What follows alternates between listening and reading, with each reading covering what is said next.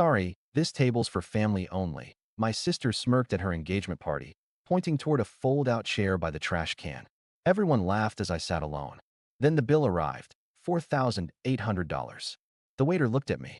I just smiled and said, "Not my table." My name's Steven. I'm 32, the oldest kid, and the one who fixes things. I pour concrete for a living, frame houses when the crew's short, and spend my evenings with a tape measure in my pocket because it feels wrong not to have one.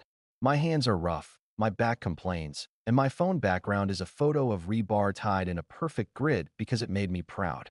That's me. In my family, I'm the guy who shows up with a toolbox when someone else breaks a cabinet door. I'm the one who does the heavy lift so nobody else has to.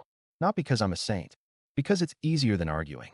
I've got a younger sister, Kelsey, 29, marketing smile, expensive nails, fiancé named Ethan who wears loafers without socks and says things like, "We curate experiences." Mom adores them. Dad says they have vision. When I talk about pouring footings before the frost line, people nod like I'm speaking weather. The engagement party was at a nicer place than any of us had eaten at before. White brick walls, industrial lights, a bar that looked like a magazine photo. I wore a clean work shirt because I came straight from the site. I scrubbed my hands in the truck with orange pumice soap, but the lines of the day were still under my nails. I brought the gift Kelsey wanted, a cash envelope tucked inside a card with a gold bow. Not a toaster, not forks. Cash is more flexible, she'd said in the family chat. I remembered that word. Flexible.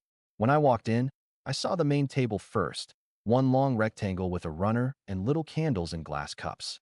Everyone I knew was there. Mom, Dad, Aunt Linda, Ethan's parents, Kelsey's friends from Instagram. I lifted a hand. Kelsey saw me, and the smile on her face shifted 2 degrees. She stood, smoothed her dress, and met me halfway with a hug that didn't touch. "Hey, Steven," she said, inches of perfume between us. "Hey." I held up the card. "Congrats." She took it with 2 fingers like it might smudge her nails, then glanced past my shoulder toward the hostess. I looked at the table. No empty seat. Just place cards with scripted names. A tiny rectangle that said, "Family." "Where should I sit?" I asked, keeping my voice light. Kelsey lifted her chin. "Sorry, this table's for family only," she said, smiling with her teeth.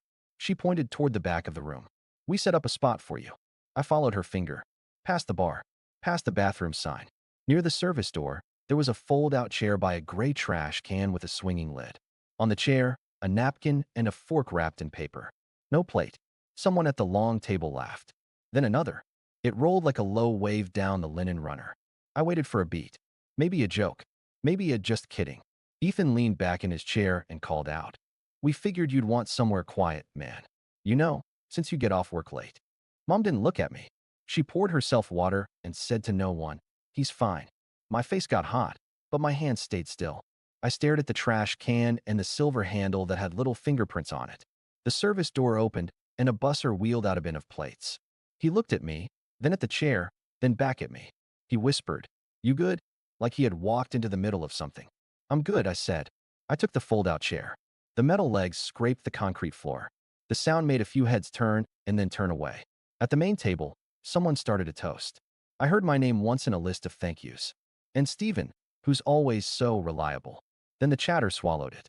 From my corner, I could see Kelsey's profile. The perfect swing of her hair. The way she pressed her napkin to her lips after she laughed. My chest felt tight and small. I took a breath like I do when I'm under a house, crawling, trying not to think about the weight over me. A server brought me a plate balanced on a hand like a tray. "Sorry about the seating," he said under his breath. "They told us to put you here." "It's fine," I said again. The fork was light. The chair wobbled. Kelsey lifted her glass. "To family," she said, loud and bright. Everyone echoed it. I swallowed water that tasted like metal. Halfway through the main course, Dad came by to pat my shoulder. "Don't sulk," he said. "It's Kelsey's night." "I'm not sulking," I said. "I'm sitting." He gave me a look like I was being difficult, then drifted back. The cake came. The waiter cut slices at the head table first, passing plates like treasure down a line. When the tray finally swung my way, Ethan's mother leaned in to the server and whispered something. My plate went past me, then past again. The tray was empty when it reached my side. The busser caught my eye and winced. "I'll check the kitchen." "Don't worry," I said, and folded my napkin like a blueprint. I watched candles blink in the air conditioning. Later, maybe an hour, maybe more, the room went quiet. A bill presenter showed up at the head of the table. The manager whispered to Ethan. Ethan smiled and tapped the knife to his glass. Okay, team, he said like work. We've arranged the check a special way. He made eye contact with me from across the room. The waiter followed his line of sight. The busser returned, set a small slice of cake on my wobbly chair's corner, and breathed. I'm sorry, man. I looked up and found the waiter looking back at me, leather bill folder in his hand. Everyone else was looking too. I felt the air thin, the same way it does when you crawl into a space and realize you might not fit. My jaw unclenched. I smiled. Not my table, I said. The waiter stopped. The laughter didn't come this time. Just eyes and the sound of a cooler motor behind the swinging door. I didn't always sit by trash cans. It just sort of happened over time. Our house when we were kids was small, a crooked 1960s ranch with a roof my dad kept promising to replace. When it rained hard, water tapped into buckets in the hallway. Dad would say, "Good thing we have a son," and hand me a ladder. Kelsey got piano lessons. I got shingles under my fingernails. By 16, I was on a framing crew summers and weekends.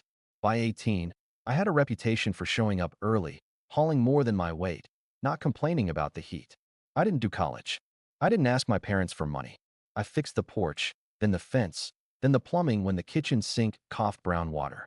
Mom would post a photo and write, "So blessed to have a handy son." When Kelsey moved to the city for her marketing job, I loaded her U-Haul, drove it, carried her furniture up 3 flights, hung her shelves, and paid the security deposit while she waited for a direct deposit to hit. "I'll pay you back the second I can," she said, hugging me hard enough to smell her hairspray. I told her not to worry.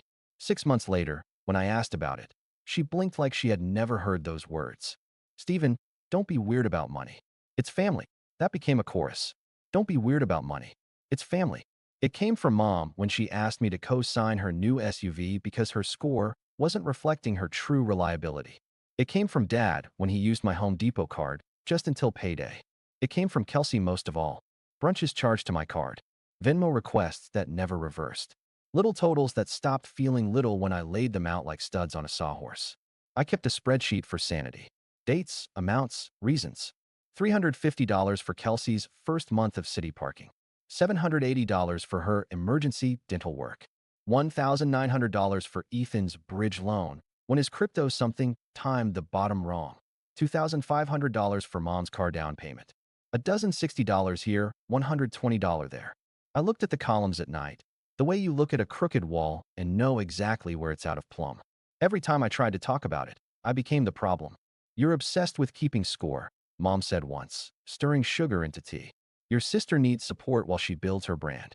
Kelsey brings opportunities to this family," Dad added. You bring muscle. Both matter." I started saying less. It was easier to carry a beam than argue about one. The little betrayals got weirder. I found out Kelsey had listed my address on a store credit application because it looked more stable. I discovered my Netflix profile replaced with guests and a kid's profile named after Ethan's dog. When I reset passwords, Mom called to say I was punishing Kelsey for succeeding. Then came the invite to the engagement party. The group chat blew up with color palettes and signature cocktails. Kelsey sent a registry link with sections labeled must, want, and if you love us. Every item had a note. Cash preferred. I texted, "What do you actually need?" She replied, "A generous brother." Smiley face.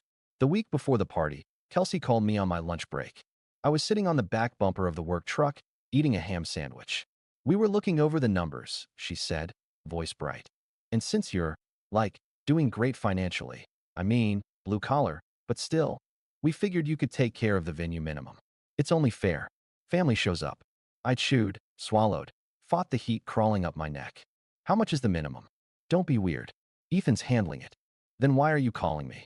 She sighed. "Because we shouldn't have to explain. You know what? Forget it. Just bring the envelope we talked about. Don't be cheap." The call ended. I stared at the parking lot gravel and thought about anchors, the metal kind we epoxy into concrete so beams don't shift when the wind tests them. My boundaries weren't anchors. They were painter's tape. 2 days later, Dad showed up at my duplex with beer and a speech. He sat at my small table, took a long pull, and said, "Your sister is marrying up. Don't mess this up with your pride. You know how you can be." "How can I be?" I asked. "Stubborn. Counting pennies. Making everything transactional." "Keeping track of money isn't making it transactional," I said. It is a transaction. He waved a hand. This is bigger than that. It's family positioning. You'll get yours when it's your turn. I didn't say, my turn never comes. I just nodded and put the beer in the fridge. The morning of the party, Kelsey texted a seating chart. My name wasn't on it. I asked, where am I? She replied with a heart and a thumbs up. No seat number. I went anyway. I always go. That's the trap. You go because not going is worse. You go because the story they'll tell if you don't is nastier than the truth if you do. At the restaurant, the hostess looked at her tablet and said, "Oh, you're Steven." Then she bit her lip, like she'd been told a joke and wasn't allowed to laugh. And then there was the chair, the trash can, the laugh that ran like a current, the slice of cake balanced on a wobble, the bill folder in the waiter's hand, the heat in my face, the way my mouth shaped, not my table. You ever feel a whole life click into place around a sentence? That happened. Here's the part one didn't see coming. The room didn't know what to do after I said it. The waiter froze. Ethan's smile wavered. Mom blinked twice. Then Kelsey cleared her throat. "Steven, don't be dramatic." She said it lightly, like she'd practiced it. "We just assumed, you'd be generous." The waiter still held the folder. He looked truly stuck. I stood up, not fast, and the chair scraped again. "Help whoever ordered that," I said, nodding at the folder. "I'm not on that table's check. I'm on this one." I patted the scarred concrete next to my fold-out. People shifted in their seats. Whispered. Ethan laughed again, higher this time. "Dude, relax. It's all in fun." I thought about the spreadsheet. I thought about the cosign. The day I troweled a slab in August heat while Kelsey texted me from a rooftop pool. I thought about anchors. My phone buzzed in my pocket. A text from Mom. "Don't embarrass your sister." I put the phone face down on the table and slid my slice of cake into a napkin. The busser's eyes were soft. "You okay?" he asked again. "Better than I was an hour ago," I said. The manager came over finally, a careful smile on, like approaching a dog that might bite. "Is there a problem?" "No problem," I said. "Just not my table." I didn't raise my voice. I didn't make a scene. I took a breath and felt something settle inside me like concrete curing. On my way out, I left the card in the busser's hand. "Give this to Kelsey," I said. "Or don't. Up to you." Outside, the air was cooler. I stood on the sidewalk, watching cars slide past. My hands were steady. That felt new. Then my phone lit up. Family group chat. The messages stacked fast. "Mom, Steven, where did you go?" "Dad, you owe your sister an apology." "Kelsey, grow up." "Ethan, bro, you made the staff uncomfortable." "Not a good look." "Aunt Linda, honey, money comes back. Family doesn't." I typed, deleted, typed, deleted. Then I wrote 2 words. "I'm done." I put my phone in my pocket and walked to my truck. Somewhere behind me, a waiter explained a bill to a table with a pretty runner and little glass candles. The next morning, my front door shook like someone was trying to free it from its hinges. I opened it to find Mom and Dad on my stoop, both in yesterday's clothes. Mom had puffy eyes. Dad had the look he gets when he's already decided he's right. "We need to talk," Mom said, pushing past me. "Coffee?" I asked out of habit, then hated myself for asking. They sat. Mom didn't. She paced my small kitchen like she was burning a trench. "You humiliated your sister," she said, voice sharp. "In front of her future in-laws." Dad folded his arms. "That bill was always going to you. Ethan said it that way because you're the stable one." I leaned on the counter. "You seated me by a trash can." Mom waved a hand. "The restaurant messed up. Your daughter pointed me there," I said, then laughed. She opened her mouth, closed it, then jabbed a finger at me. "You were so sensitive." "It was a joke." "You made it ugly." I put my phone on the table, opened the spreadsheet, turned the screen toward them. Rows and rows. Dates. Totals. Notes. "What is this?" Dad asked. "A list," I said, "of every time I paid. Every time you said it was family. Every time it wasn't a loan, it was an obligation." Mom peered at the numbers. "You've been keeping track?" She said it like I had kept jars of teeth. "Yes," I said, "because someone had to." Dad's jaw tightened. "You think you're owed for helping your family?" "I think I'm done being your ATM," I said, steady. "I think boundaries are not punishments." Mom crossed her arms over her chest. "So what? You're cutting us off." "I'm cutting off access," I said. "To my cards, my accounts, my time when it's not asked for with respect." Dad snorted. "Respect?" "You stormed out." "I left," I said, quietly, after being told I wasn't family. Silence. The fridge hummed. Mom's voice softened like she had switched scripts. "Sweetheart, we didn't mean it that way. Your sister is stressed. Big day. Emotions. She needs you." "No," I said. One word. It felt like taking the weight off a jack. Her eyes widened. What did you say? No, I repeated. Not this time. Not anymore. The answer is no. Dad stood, hands on the table like he was about to lift it. You're making a mistake. Family is everything. Family is not everything, I said. Family is people who act like family. Mom's mouth trembled. We raised you. And I appreciate that, I said. I also poured your patio, rebuilt your deck, fixed your pipes, and co-signed a car I don't drive. I don't need a medal. I need a seat at the table that isn't next to a trash can. Dad's face flushed. You're ungrateful. I met his eyes. I'm done. He pointed at the spreadsheet. Delete it. No. He took a breath like a bull and then stopped. Maybe he saw something in my face he hadn't seen before. Maybe he remembered the weight I carry all day and realized I could carry a fight too. Mom switched tactics again. Tears. If you don't help with the bill, your sister can't cover the difference. The venue charged a service fee. They'll put it on her credit. She'll be ruined. I wanted to laugh. Not because debt is funny. Because of the theater. How much? I asked. She brightened. Quick. Only $4,800. I nodded. Then she and Ethan can pay it. It's their party. Mom stared. You always were crueler than you look. Dad grabbed the doorknob. We'll remember this. I'm counting on it, I said. They left. The door closed. I stood in the quiet and felt my hands shake for the first time. Not fear. Adrenaline and the absence of something I'd carried for years. My phone started again. Kelsey. Then Kelsey again. Then Ethan. Then Aunt Linda. I let them all go to voicemail. Then I sent one text to the group. If you need a contractor, get a quote. If you need money, go to a bank. If you need me, try respect. That afternoon, I went to the job site and tied rebar with a speed I hadn't felt since I was 19. Every twist was a sentence I hadn't said for a decade. No, not this time. I won't. Not my table. That night, someone slid an envelope under my door. I opened it with a utility knife. Inside, a printout of a bill, a photo from the party, and a note in Kelsey's handwriting. You did this. Fix it. I took a picture of the note, filed it in a folder, and put the original in the junk drawer with rubber bands and old screws. The photo showed me in the background by the trash can, eating cake. I printed that one and taped it to my fridge. The first day after a boundary is quiet. People wait to see if you meant it. The second day gets loud. I woke up to 26 missed calls and a new group chat titled Family Intervention. The first message was from Aunt Linda. We need to reset expectations.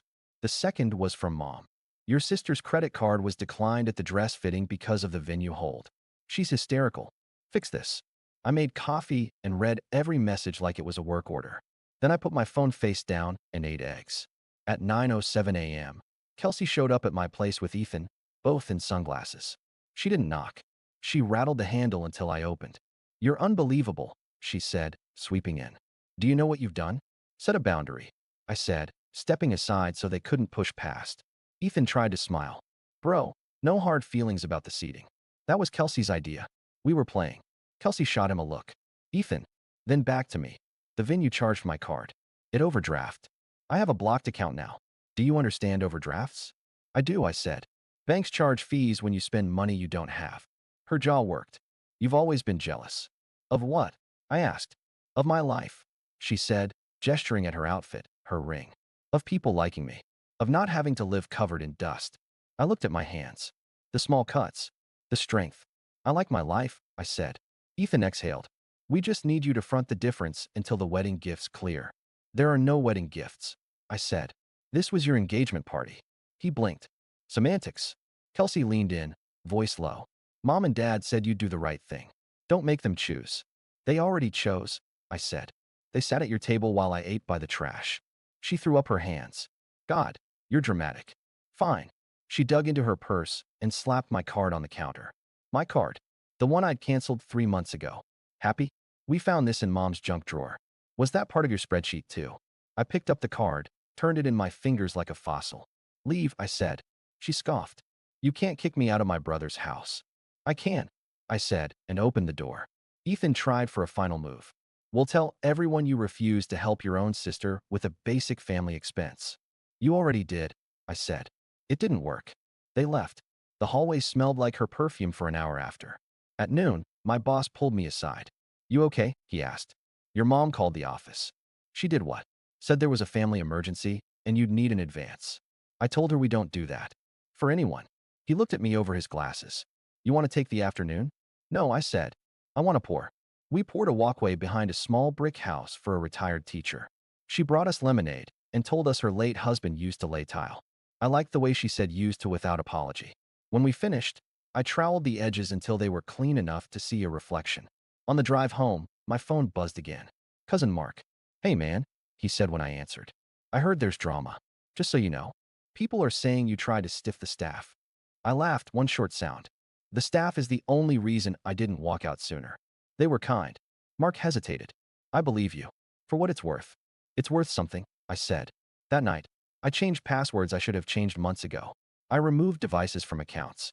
I shut down an old shared phone plan I'd kept because Mom didn't like new carriers. I got 3 angry texts inside 10 minutes. What did you do to my Spotify? Steven, my phone stopped working. Wow. Petty. I put my phone on Do Not Disturb and slept like I had after my first full week on the framing crew, heavy and unbothered. By day 3, the storm turned. The group chat got quieter, then split into side messages I wasn't in. Aunt Linda texted, I don't agree with how they treated you. A cousin DM'd me a photo from the party I hadn't seen. Kelsey smirking, finger pointed, me in the background by the trash can. He added, I left early. Felt gross.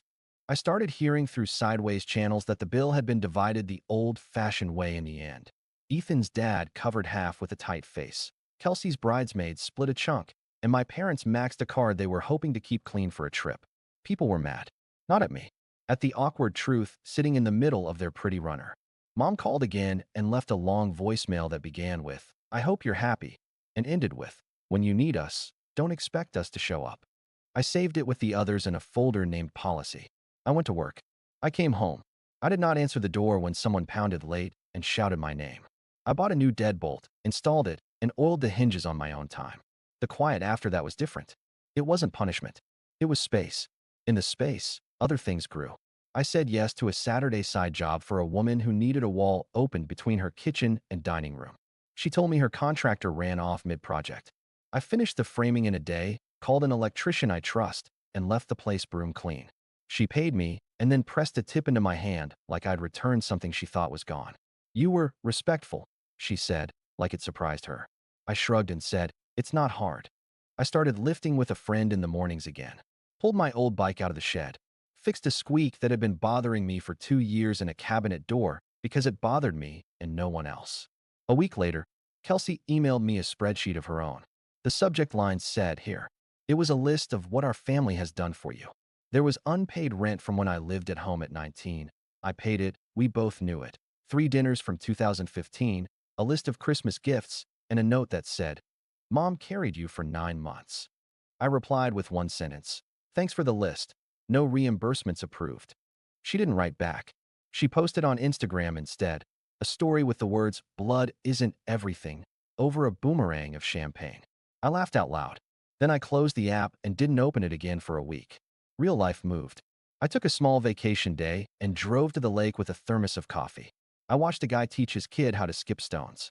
I thought about my future the way you think about a deck you might add, where the sun falls, how the weight will sit, what anchors you need so it doesn't tilt under guests. On Sunday, I got a text from Dad. No hello, just, we're selling the house. We'll need your help moving. I typed, hire movers. He replied, we can't afford that. I asked, how much was the engagement party? He didn't answer. Monday, my foreman asked if I wanted to take on a crew lead spot that was opening up. You've got the calm people listen to, he said. And the spine. I almost said I wasn't ready. Then I thought about a chair by a trash can and said, I am. 2 weeks after the party, I went over to Mom and Dad's because Mom texted about a leak. Not as a son, as a contractor. I brought an invoice pad. Mom answered with red eyes like she'd rehearsed them. So you'll help, she said, relieved. I'll take a look, I said. My rate is on the invoice. She froze. You're charging your mother. I'm charging a client, I said. Family rates are for family. She swallowed hard and stepped aside. The leak was a bad wax ring on the upstairs toilet. I replaced it in 40 minutes. When I finished, I handed her the invoice. She signed. Her hand shook, but she signed. On my way out, Dad leaned in the doorway, voice low. You think you're better than us now? No, I said. Just not worse. I drove home with a copy of the invoice on the passenger seat. It felt like a receipt for air. A month later, silence. I skipped the wedding, not my table. set anchors for my pergola, blocked the venue call, and wrote the last line. Boundary $0 paid. I chose respect and peace. Today,